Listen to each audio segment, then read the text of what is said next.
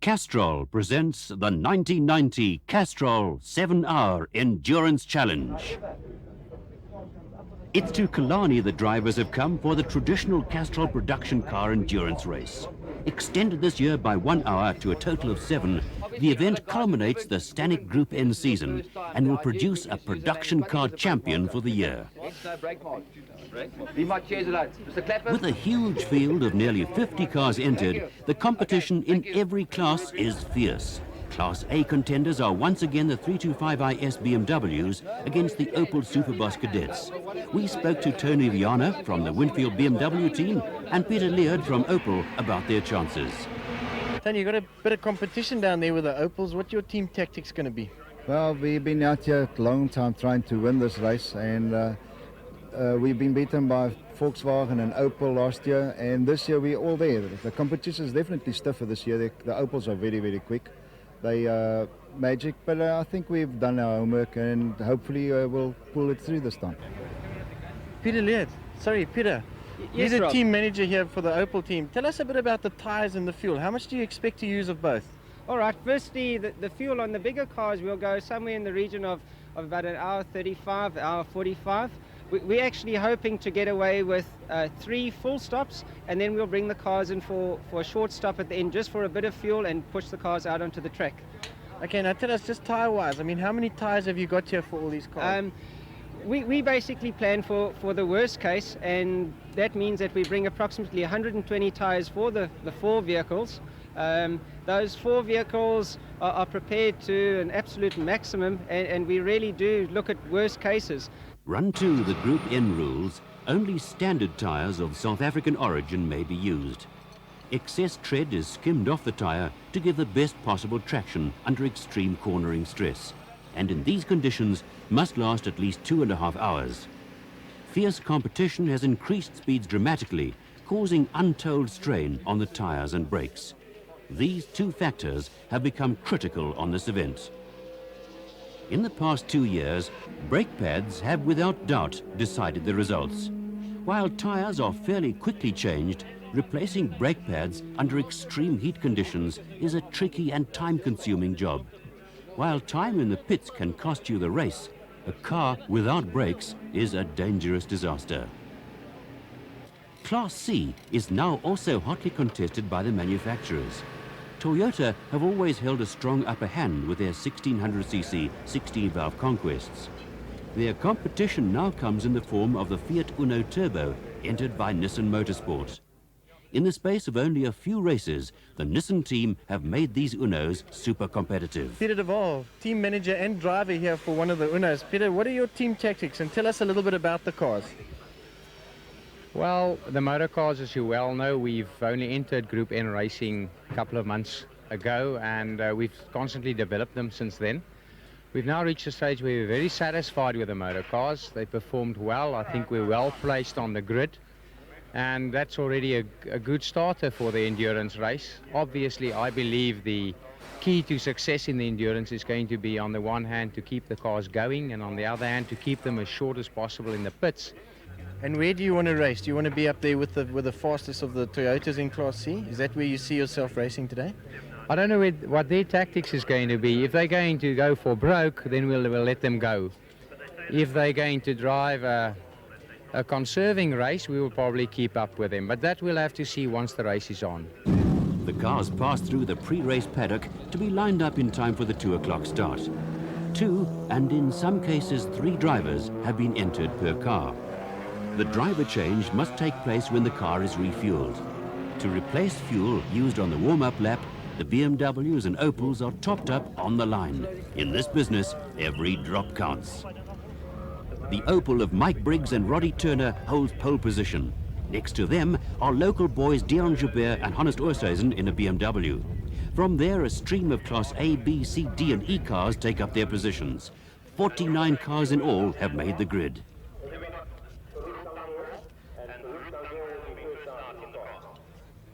Clerk of the course, Brian Hoskins, brings the drivers under starters' orders, and the 14th Castrol Endurance Challenge is about to begin.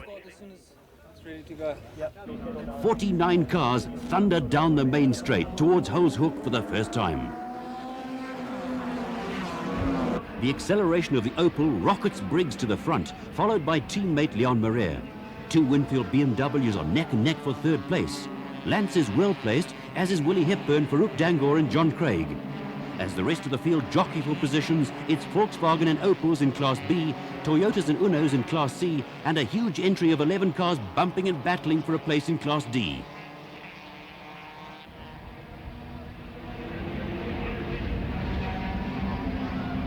As Briggs stretches the lead out of Castrol corner, it's still Marais, Goddard, Lance, Oosthuizen, Hepburn and Farouk Dangor. Steve Wyndham's Toyota leads the two Unos, who are ahead of Mike White and Glenn Gibbons.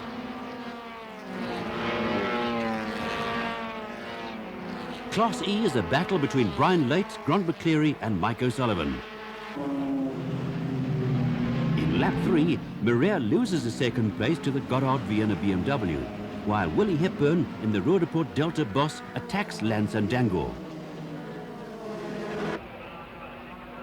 The Opels have a speed advantage on the BMWs and obviously intend to open an early lead. Goddard hangs onto the pace, making the Opels' task that much more difficult.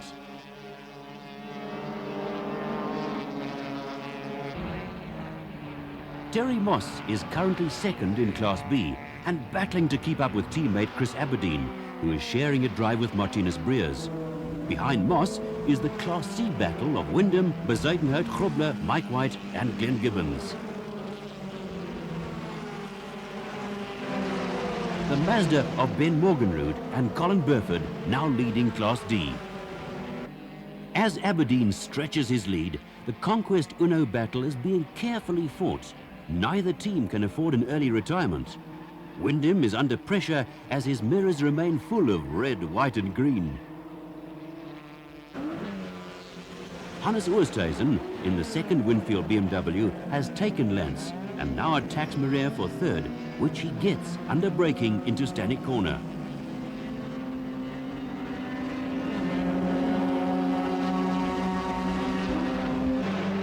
The lead for Class E changes by the lap.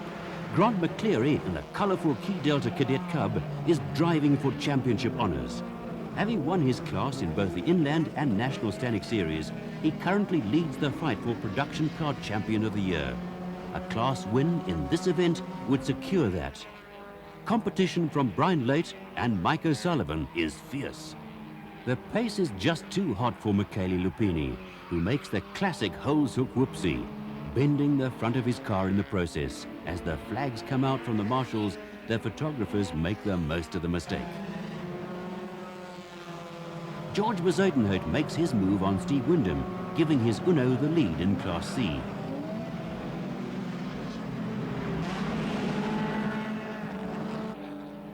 Lupini rejoins the race with the Cub's front end slightly bent, the damage not too serious.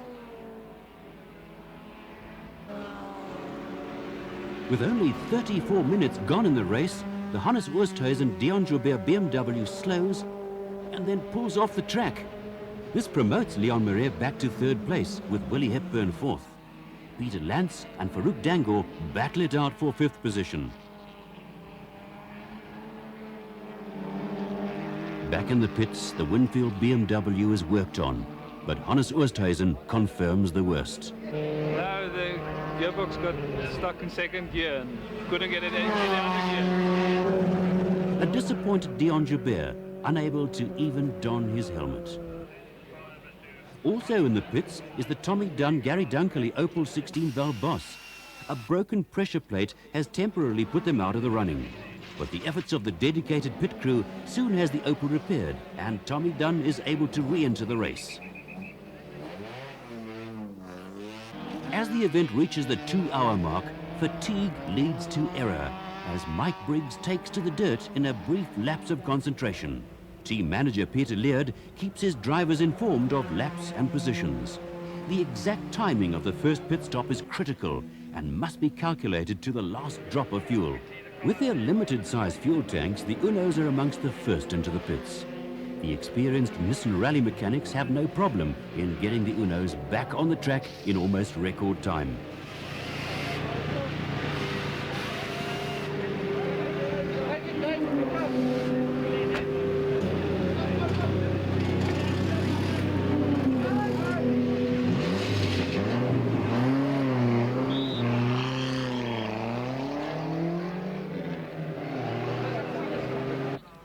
Willie Hepburn brings his Opel in with a flat tyre, taking an early pit stop. Anxiously, the Delta Motorsport team wait for their moment. As the cadet pulls in, the mechanics jump into life. The high lift jack misses its bracket and gets snarled in the bodywork. The moment creates a drama as valuable time ticks by. Out! Get out! You missed it! No, get out! Take it!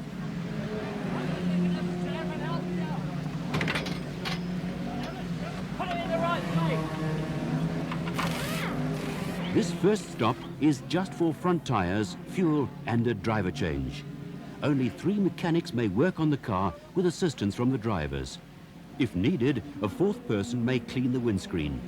To make sure the rules are adhered to, a scrutineer checks and officiates each and every pit stop. Time penalties are added to anyone who breaks the rules.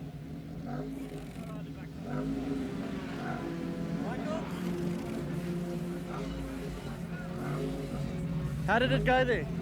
Very good. The car's very good.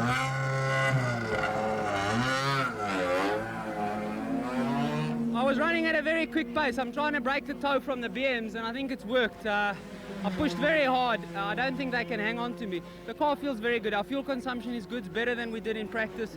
Brakes are feeling good. I'm just a little bit bushed. Okay, well, we'll see you out there later. Thanks. Ciao. The Opel pit stop puts Goddard back on the same lap as the cadet. Viana watches his teammate closely. The Mazda of Ben Morganrud and Colin Burford suffers the fate of many to come, overheating in the pits. As Jeff Goddard uses up the last of his fuel, his pit query his radio. When at last he does bring in the BM, the tyres are only checked but not changed.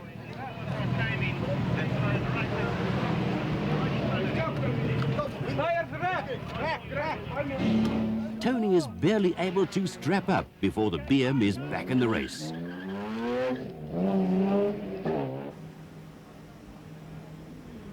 The Toyota team have a long wait. Their Conquest is able to race for 2.5 hours before needing fuel.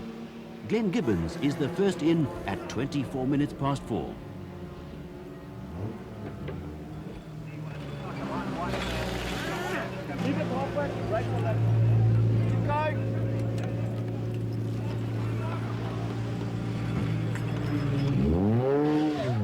As an over-anxious Eric Sanders takes over, we look at the leading positions after the 2.5-hour mark. According to the timekeepers, the Briggs-Turner Opel just leads the Viana Goddard BMW. Lance lies 3rd, Farouk Dangle and his team 4th. Enos Hirnis is 5th and is followed by Aberdeen, Duval and Moss.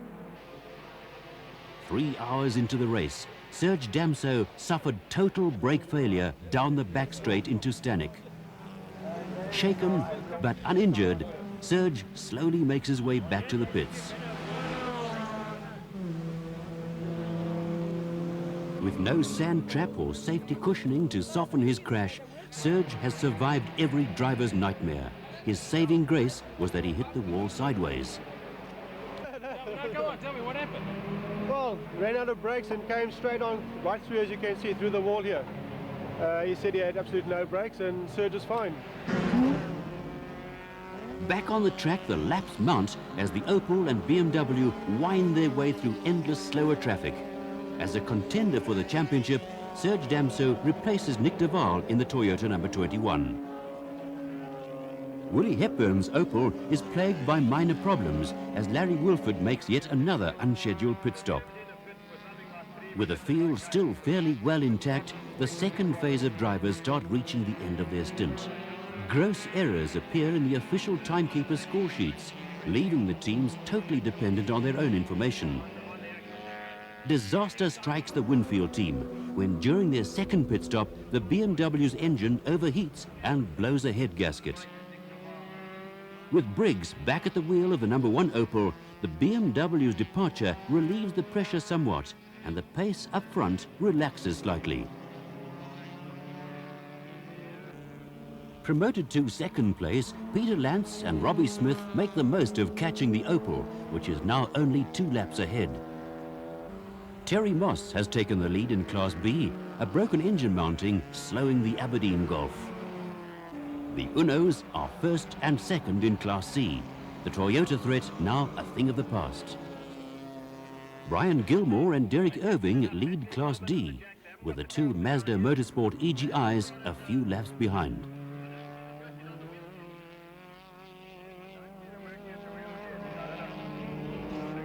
Grant McCleary and Nico van Rensburg now easily lead Class E, 4 laps ahead of their rivals. In a desperate fight for the lead, the Peter Lance team choose not to replace the brake pads, a decision that may cost them the race.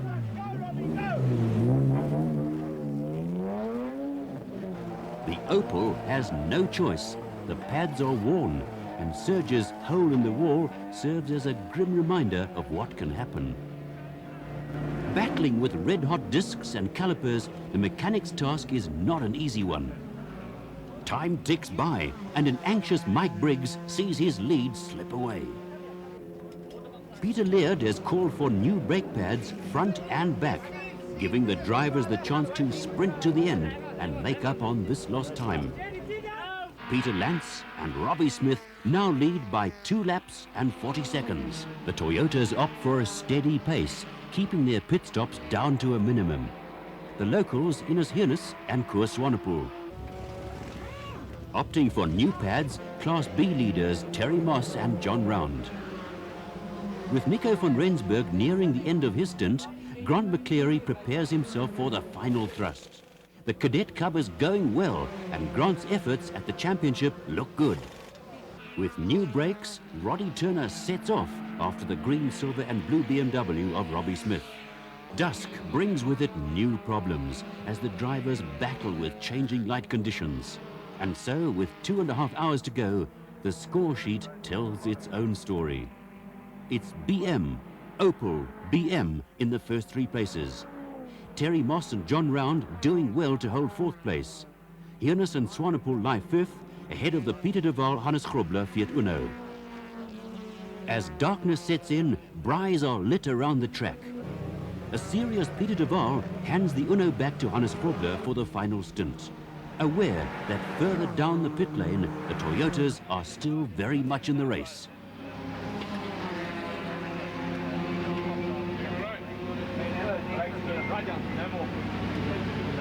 The Fiat's timekeepers relentlessly keeping tabs on their progress. Even in the darkness, the tempo of the race continues. Roddy Turner has slowly whittled away at the BMW's lead. Back in the driver's seats are Briggs and Lance, both doing their best under frightening conditions. With 40 minutes to go and the BMW still just seconds in front, Lance is forced into the pits, the brakes totally gone. This pit stop sees the Opel well on its way, and Lance can only hope to hold 2nd place. News of the BMW stop has got back to the Opel pit, who immediately relaxed Briggs's pace. They now lead by a few laps and can afford the smiles and celebrations, albeit premature. With just 10 minutes to go, the Dangor, Kaizen and Neil BMW comes in spewing steam and radiator water. A blown head gasket the cause of all the commotion. Farouk rejoins the race only to seize the engine minutes before the flag. With 7 hours over, clerk of the course Brian Hoskins signals for the flag. Michael Briggs and Roddy Turner win their 2nd Castrol Challenge in a row. Well done, guys. What sort of race was it? A very fast one. I'm afraid from the first to the last lap it was flat out. We had hoped to pull out enough of a cushion that we didn't have to race till the end, but we were a little bit slow on our pit stops, and it was a sprint race. We drove as fast from the first lap to the last. And Roddy, did you enjoy it? Very much. Hard race, yes, but we found it very satisfying to win this way indeed, yes. And you must feel good now. I've never felt better. And confident for next year? Absolutely. The final results, Briggs and Turner followed by Lance and Smith. Hirnis and Swanepoel were given 3rd, ahead of Moss and Round, who won Class B. Gilmore and Irving take Class D, while Grant McCleary takes Class E and the championship. Grant, first in your class, and now you've taken the production car champion. Fantastic. Thanks very much, Robbie. Jeez, look, what a hard race, though. When I first started, first time I'd done this race, they said, It'll be a little bit, you won't actually drive that hard as you do in a Group N race, but I tell you what, it's been a 7-hour Group N race, flat out from start to finish.